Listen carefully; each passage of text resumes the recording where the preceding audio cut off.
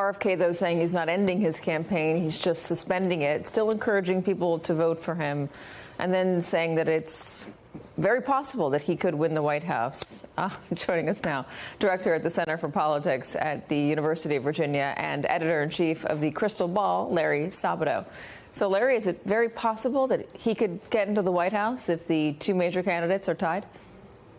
I hate to see anybody lose money, so please don't bet on that outcome.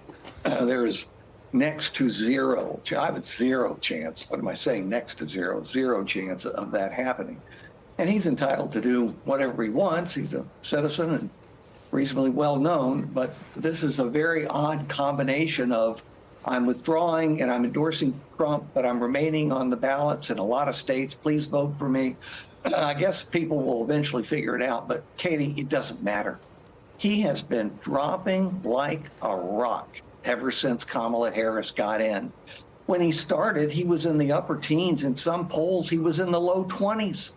And now, at best, he's at 5 or 6% in some of the states, and those polls are outdated. You know, we've had a Democratic convention.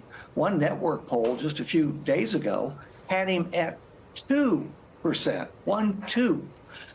For people who think that because he's endorsing Trump, he can just move that 2% into Trump's column, they don't know much about politics. It doesn't work that way. It's not going to work that way. Some of them will go to Trump. Some of them will vote for Harris. Some of them may choose someone else on the ballot. There are still plenty of other candidates, depending on which state you're in. And a lot of them will be couch voters, particularly the low information voters who were attracted to him because of his name. He tried to cash in on the Kennedy magic. And it turns out that the magic was in the 1960s. It was not transferred to this century. You know, people will be asking, though, if even at 1%, 2%, and maybe a handful that go to Trump, could he be a Jill Stein, like we saw in 2016 with Hillary Clinton versus Donald Trump? Anything's possible. I would actually compare it more to 2000, the Bush-Gore race, where it came down to 537 votes in one state, Florida.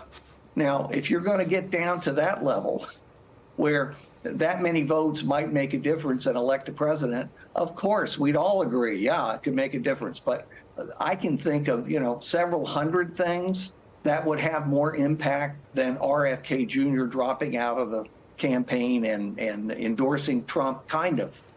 He's in, he's out, he's in here, he's out there. Frankly, it's embarrassing.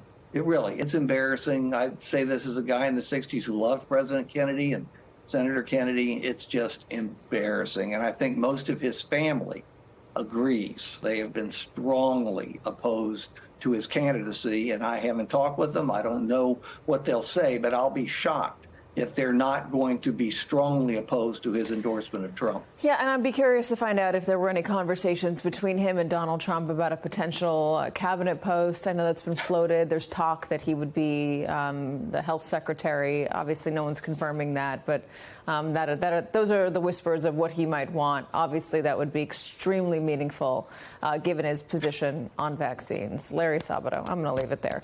My friend, thank you so much for joining us.